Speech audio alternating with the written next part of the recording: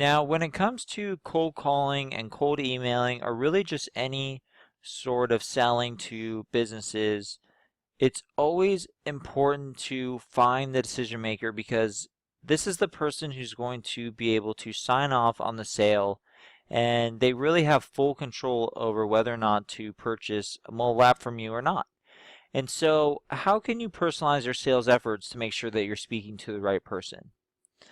So, before I go into how to find the decision maker, who typically is the decision maker? Well, the first one's pretty obvious. It's the business owner. Second, sometimes in some businesses, it's the person who's in charge of marketing. Depending on the business's size, the owner might have a full person in marketing that handles everything, and that's the person who makes the decisions. Sometimes it's managers, again, depending on the size of the business, or sometimes you need to go through these layers where you need to speak to a manager because the owner's just never in, and you can leverage that manager to head towards a conversation with the owner.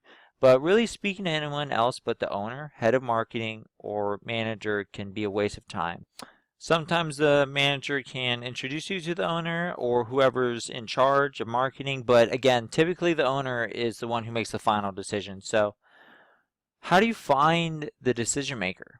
If it's the owner, how do you find them? And there's multiple ways to do it, but a really simple way to approach this is you can ask if the owner is available. You can ask to speak to whoever's in charge of marketing. You can ask to speak to a manager who may be able to get you a meeting with the decision maker if they're not the decision maker themselves. Or you can search ahead of time for the owner's name and get their contact information ahead of time so your outreach is directly towards the owner before you even start reaching out to a business. So, how do you personalize your cold calls and emails with business research? And there's a few easy ways to find the business owner that I thought I'd go over with you. And the first one is pretty obvious. The second one is what I call the domain lookup approach. Third is just searching on Google.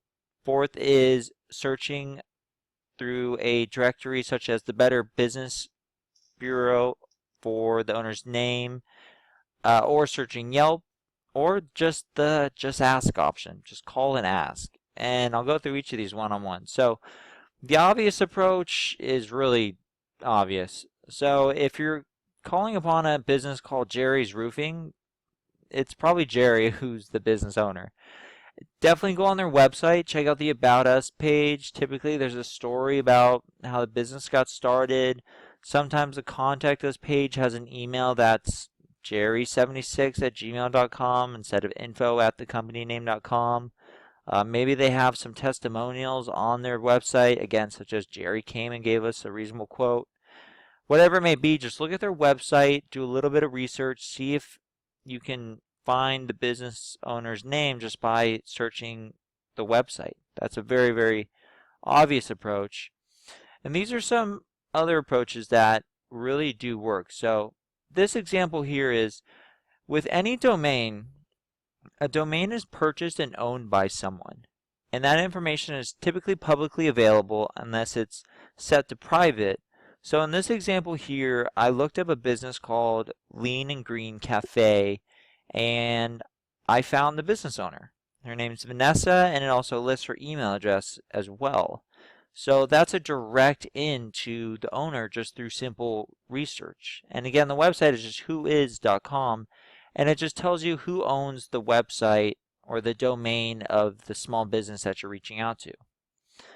The Google Up approach is just type in the business name plus the owner, and then you'll typically see some sort of article or review that was listed, and that's a great way to just do a quick and easy search, Lean and Green owner, and you'd be surprised at what you can find. And then the Better Bureau approach is just searching, again, the business through an organization like the Better Business Bureau, because if they're a serious business, they typically want to be rated by the BBB because it gives them a listing and it gives customers trust within their business, and it'll list the owners and the principal's name at the bottom of the listings.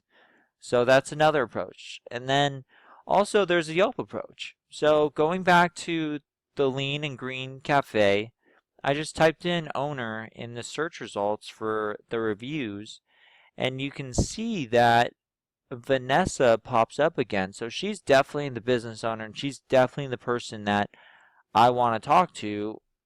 And this is a great way to find who the owner is if you're having problems really connecting with the right person. So in this example, you just go to Yelp, you just search owner, and then you really just look to see if the owner has commented on any complaints or if they're mentioned.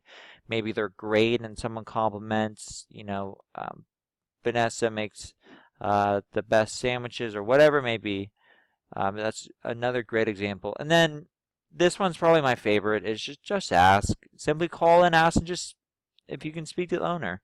And if he or she is not in, you can ask to have their email. And if you do it politely, you can say in a way like, you know, typically what they'll say is, they're not in right now. Do you mind if I take your information? And a great approach to that is say, you know what, I don't want to keep bothering you. Is there any way I could just maybe just grab his or her email and I can shoot an email with my information over to them? And you'd be surprised at how willing people are to give this information up. So if you're just nice and you're just looking to help and you're just honest about why you need the email address, you can just say, I just found some interesting things in terms of uh, their marketing strategy, and I just wanted to share this report I built with them. And again, that's where you're really just saying, hey, I just have some information that could benefit the owner. And typically, more often than not, they'll give you the business owner's name. And then also always ask the best time they're in the business so you can call them when they're in the business. That's another approach as well. So you can just ask for their email address. When are they typically in the business? And again, people will definitely give that information up. So this is a great way to definitely get a hold of the decision maker, because in any sales process, if you're not speaking with the correct person, you're not going to close the sale and it's just going to take longer. So I hope these tips help, and definitely apply them. If you're struggling to figure out who the owner is of a certain business, try one of these approaches and I guarantee you'll be able to speed up your sales process.